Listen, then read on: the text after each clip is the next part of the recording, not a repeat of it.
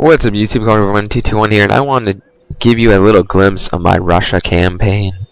So, basically yesterday evening, I said, you know what, let's try a Russian campaign for fun. So, I kind of been playing a lot. I think I put a couple hours in. As you see, conquered a vast empire. So, I don't want to do this empire again and kind of show you guys all the battles, but I will give you some advice. First things first is you're going to inherit this territory all the way from Kiev. You don't even have St. Peter's we're going to start off with, so you're going to inherit this territory, basically this little line here, all the way over here. So one of the first things I read on a guide online was it said get rid of this republic, the Crimean, whatever this nation was, whatever this nation was right here. See, this is Crimea. So the number one thing is when you're Russia, you have no ports in the beginning. So if you look up here, you only have this territory, right? No ports. Everything else is landlocked. So this is very important. First thing I did was I captured this, and then this had a port automatically, so I was able to start trading with some of the major powers. So that's first to get your trade in. Next thing to work on is can you see how these territories are way back here? No one's going to attack them. I built up mansions, I built up the government buildings, I improved the infrastructure, made sure there were some roads. But honestly, these are not going to get you, look, zero money. They're not going to get you crud. Especially this one, it's nothing. And you can improve their infrastructure and stuff, but there's not really a point. So these cities in the back are not going to really do a lot. But some of them, like this one, which I'm not even going to try to pronounce, these can get you some money. So as you can see, I improved it to mansion, that's the third tier, and then I put some roads in. Now, your most important cities in the beginning are Kiev in Ukraine and Moscow, which is right here. Now what Moscow and Kiev will do is they actually are big cities, so you get all the buildings, like barracks, mansions and stuff, military stuff. So this is where I trained a lot of my military, and at Moscow. Now, you should ignore the Ottoman Empire in the beginning of the campaign, because honestly they're not going to do much to you. The only thing is, for like half my campaign they had this port blockaded. Yeah, that's not good. So I hurt my trade a little bit. You want to stay peaceful to Sweden as long as you can. Like, I stayed peaceful until I decided I wanted to attack them, and then I'd taken over their land. So there's also going to be Decisive or something right here. Decisive, yeah. I did not believe, yeah, these are part of your victory conditions. Then I have to take over Georgia. I will show you that battle. I just need to end the turn. But actually, let me capture Sweden really quickly. Now, I fought a large battle. I was going to show you my tactics. Another thing is, I want to talk about the Russian militia. Because these guys, they are really good against cavalry, believe it or not. I mean, you know, besides my infantry being pretty good, they're good against cavalry, these militias. So I put them behind my army to reinforce against pikes. Or whatever. So now we have Sweden. That only happened because I weakened them in the previous battle. Anyway, I'm going to end a turn. These people are going to be unhappy. Wow, look at all that money. Now, another thing you can do when you capture a capital is you can destroy the school. Where is the school? If you can find the school, that is. Oh, wow, right next to me. See how this creates unhappiness? Just destroy it. That will get rid of the clamor reform. And then we're gonna want to repair the repression buildings like the palace, which we can't, and the royal observatory. So that will help. And then we're gonna wait 2 turns for me to get my line infantry back. I'll maybe show you the Swedes trying to take back their country, but all I really need is Georgia. So that's basically the battle I'm gonna try to focus on. But yeah, I mean, this campaign, you have to worry about infrastructure. You're very poor at first. Got to worry about all these enemies around you. I made friends with Austria because I saw that Poland was getting their butt kicked by Austria. So I was like, hey, Austria, want to be friends? That pissed off a lot of other European powers. Oh yeah, I'm at war with Persia. Don't ask me why. Decisive was their friend or something, and they were giving me a hard time. And the Barbary states aren't really doing anything to me. What the hell, Mughal Empire? See? Happier. Now if we repair their palace, bring in some more line, we'll be even more happy. Yeah, the Swedes took over Denmark, which isn't very good. But now I've halted all the research. So I'm returning and I get fire by rank. As you can see, it's only 1723 and I basically beat my campaign. Okay. One more turn and we're going to attack Georgia. Get our territory back. Yeah, and I'm moving my gentleman. I captured East Prussia. But then I gave it back to Austria in a trade for Poland because they actually took over Warsaw, so I just flipped them. Poland, Warsaw was only 1,000 wealth versus 1,800 wealth, so these idiots are stealing my research, which I don't appreciate. I have an assassin here, and you know what's weird? I can't even duel them. I know. Yeah, I mean, it's just Persia's been stealing my technology. Alright, fire by rank. Can I duel this? These are gentlemen and priests, that's probably why. Hey, the enemy's gone. Yeah, so they're like priests that won't let me duel them. Someone just died.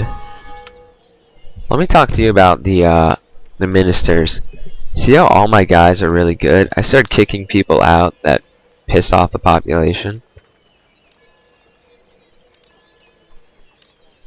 Yeah, so we're popular. And especially you can move the guys around and do all this stuff. It's important that you have as high star people as you can. Oh, that's a problem. Well, we've tamed Sweden. Alright, we finally got another port. Now, Russia ports are very important because trade is a huge factor in this game. So you're going to need trade to get money, first of all. So all we need is Georgia. I still have the national summary here. So you're getting 4,000 from trade. And we're not even trading with that many people. I would say keep friendly to Austria and have them check the Ottomans. It's interesting. Seems like the Swedes are just sitting here. Perfectly happy to end my campaign without defending Sweden from the Swedes themselves. So I mean, I've taken over a lot of just a lot of territory in general. I've taken one province from the Ottomans. You know, it's funny, the Georgians, no, not people from like, you know, Georgia and the United States, there's actually a country called Georgia. They took over Turkey. Like if you look on the map, you see how that's gray. So yeah, I took that over. Hoping with all my gentlemen that will kick them out, but I believe they're trying to steal my technology. I'm not sure if they're successful or not, and it's not going to do them a lot of good because Persia is mostly pikemen anyway. Like they didn't seem to really care too much. Hold on 1 second. Yeah, smoke generally means fire, so that's not good.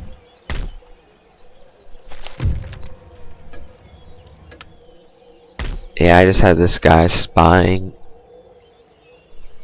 Prussia, so Austria. Let's look at Austria for a second. So Austria has declared war on Great Britain, Spain, France, Prussia. I mean, like they just did that. I kind of enforced them, kept my alliance, but I'm not really at war with too many people. Well, lots of little countries like Georgia. I'm gonna hold them under siege, wait for them to come attack me. So Persia's actually been expanding and even killed Afghanistan. Or the Mughal Empire, actually. I mean, it's kind of crazy. And then the The United Provinces, they got killed, so that became rebel.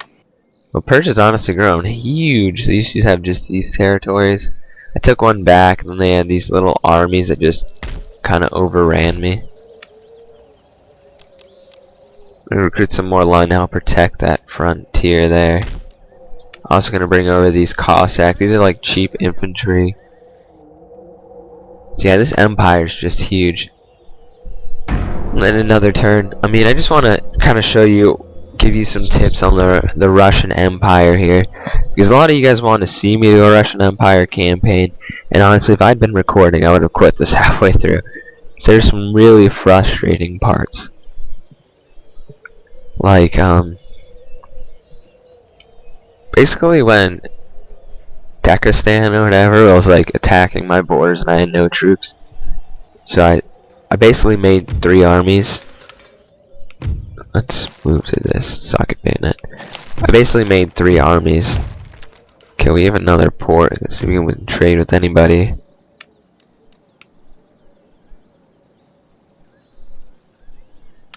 Yeah, and then they don't really care. Yeah, see, they'll offer, I'm not giving you 12,000 coin. You're out of your mind. Okay, 3 turns. Something I don't like in Empire, I don't like attacking the these fortresses and stuff. However, I will attack this Persian thing. How do you like me, Persians? I'm raiding you. What are you gonna do about it? I'm gonna keep ending turns. I've just had all sorts, like, this area is like Muslim, it's Animism, and then it's Orthodox.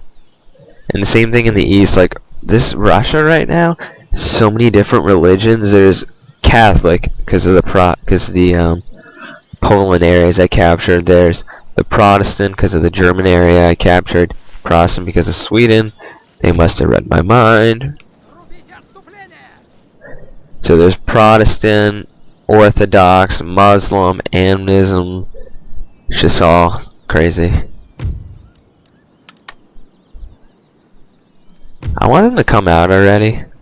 Sweden, you think I care that you're raiding me a little bit? I really don't.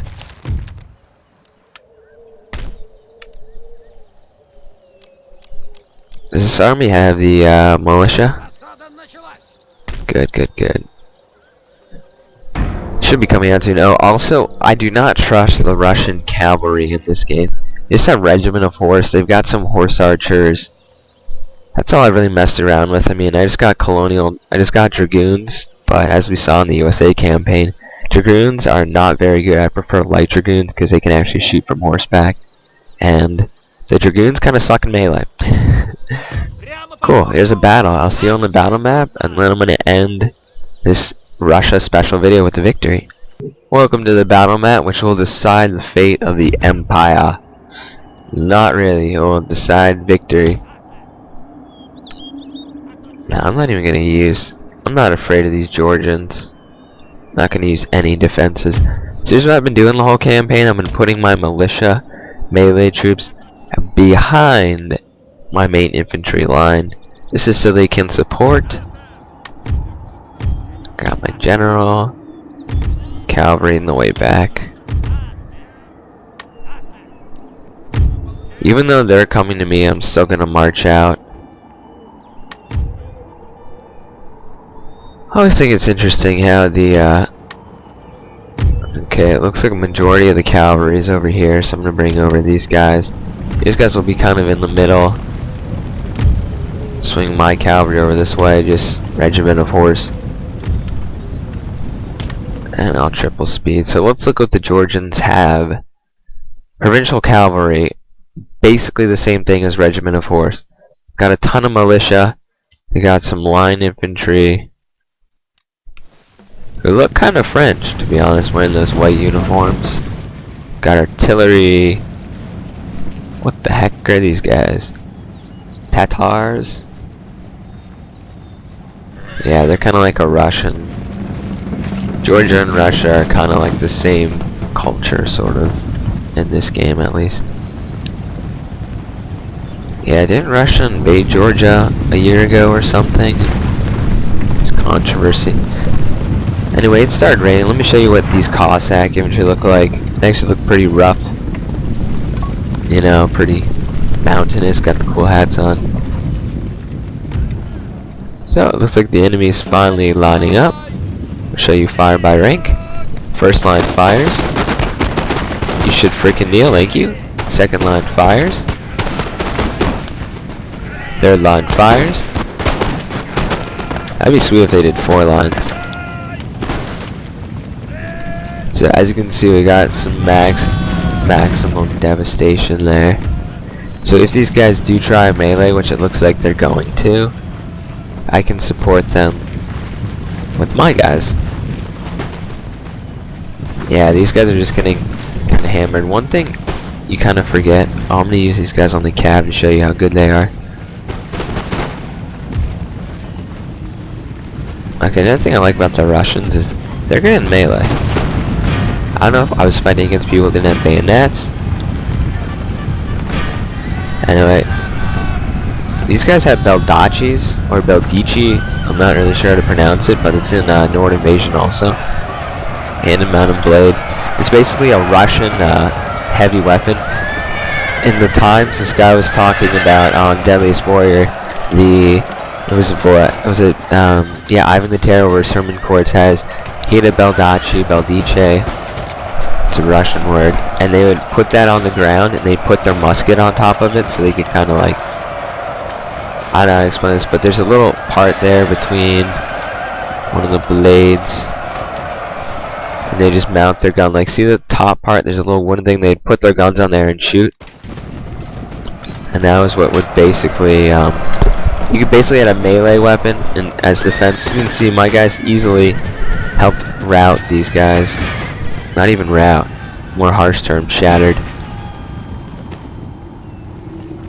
Looks like we got more cavalry over there. My militia's gonna chase down these guys. And this cavalry has stupidly not saw their friends retreating. These guys come in. This is also used to dismount cavalry historically, so it should be good against the cavalry. Now they're fresh and my guys are kind of tired, but they will be able to rout these guys. I'm bringing these troops also. Now that my cavalry's done nothing, I'm going to charge the artillery. As you can see, these armed peasants are no match for the Russian power. And one thing I love about the Russians, as I said earlier, is just melee charging. It's really fun in this game, especially with the slower reload times. And I think we can pull it off. So you can see my cavalry is routing. My cavalry's routing the artillery. Let's go into the big bonsai charge. Yeah, I think the Russians have a charge bonus of 13, so that's pretty good. That's an advantage over people who don't have bayonets, first of all.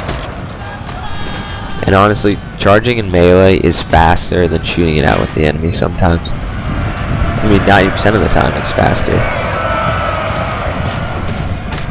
This is my first regiment of Cossack infantry. And as you can see, we drove out that cavalry.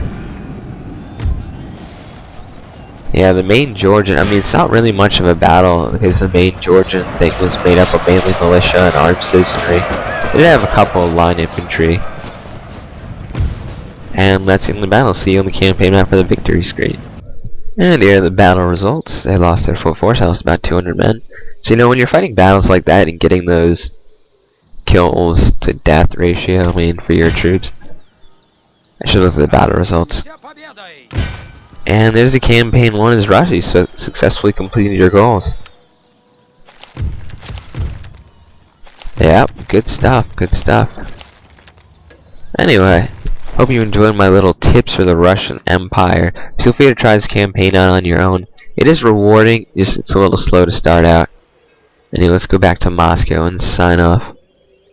Anyway, this is going on 221 signing off. Hope you enjoyed this campaign video special.